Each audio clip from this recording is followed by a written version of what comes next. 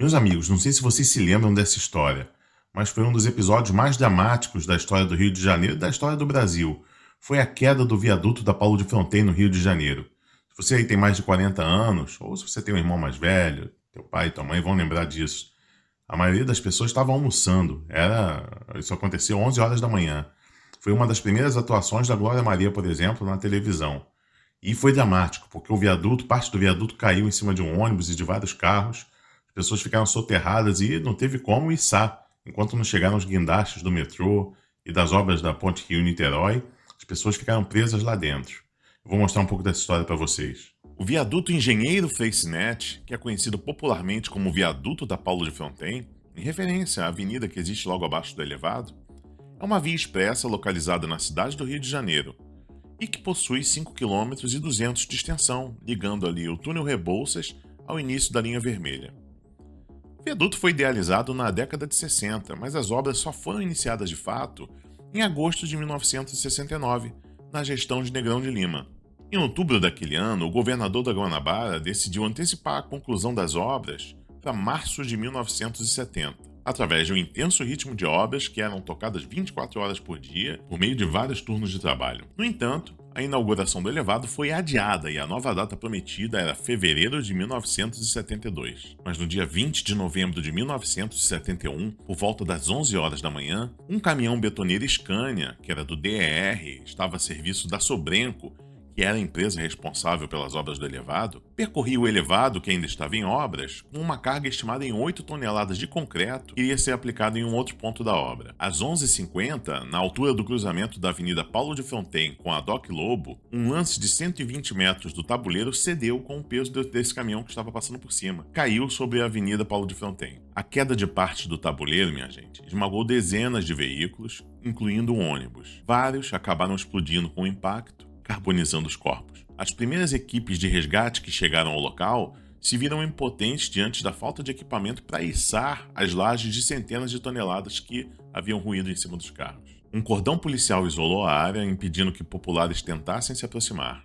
Para amenizar os ânimos, foi montado um posto de triagem para a doação de sangue aos feridos, que foram transportados para o Hospital Souza Aguiar. Ao mesmo tempo, todos os guindastes e equipamentos de içamento disponíveis na cidade do Rio de Janeiro foram requisitados pelas autoridades para auxiliar no resgate dos feridos.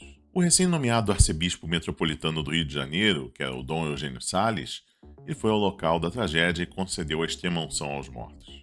Os primeiros guindastes que chegaram ao local do acidente, às 15h50 da tarde apenas, foram os da empreiteira das obras do metrô e chegaram escoltados pelas autoridades. Haviam se passado 4 horas desde o desabamento. Até às 17 horas, novos guindastes, macacos hidráulicos, caminhões, geradores, holofotes e operários vindos das obras da Ponte Rio-Niterói e também do Arsenal da Marinha se juntaram às equipes de resgate. Os trabalhos de resgate prolongaram-se pelos próximos 3 dias.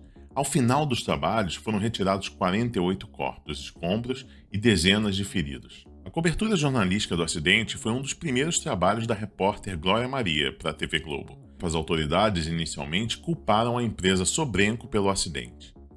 Durante os trabalhos de remoção dos escombros e resgate dos corpos, dezenas de moradores dos imóveis da Avenida Paulo de Fronten deixaram suas casas por não suportarem o mau cheiro e o barulho das operações. E muitos especialistas contestaram o método de construção do elevado, que era uma tecnologia desenvolvida pela empresa que até então nunca havia sido testada no Brasil. E essa empresa que eu falei, a Sobrenco, ela pertencia ao empresário e engenheiro mineiro Sérgio Vale Marques de Souza. A Sobrenco era especializada nas chamadas obras de arte especiais, ou melhor, estruturas como pontes e viadutos. A firma foi responsável, com outras empresas, pela construção da ponte Rio-Niterói, por exemplo. E sozinha, ela era responsável pelo viaduto da Paulo de Fronten. O clube de engenharia, no qual o empresário, dono da Sobrenco, fazia parte, tinha grande influência, saiu em sua defesa, argumentando que seria um erro de projeto, mas a companhia e o currículo do seu presidente ficaram maculados desde então. Antes, a firma foi responsável por obras importantes, como a Ponte do Paranoá, projetada por Niemeyer, e então com a maior viga de concreto do mundo, além de um trecho da Brasília-Acre.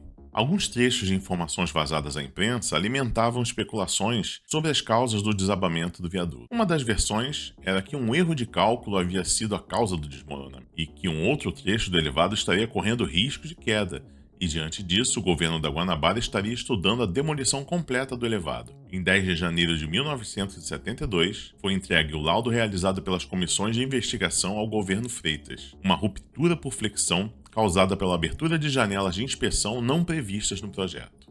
E se você tem alguma lembrança sobre esse episódio, escreve aqui nos comentários. Eu gostaria muito de ouvir relatos de pessoas que lembram desse episódio, que vivenciaram isso. Se você gostou do vídeo, compartilha com a tua rede, compartilha com os teus amigos. E eu te vejo numa próxima história. Até lá!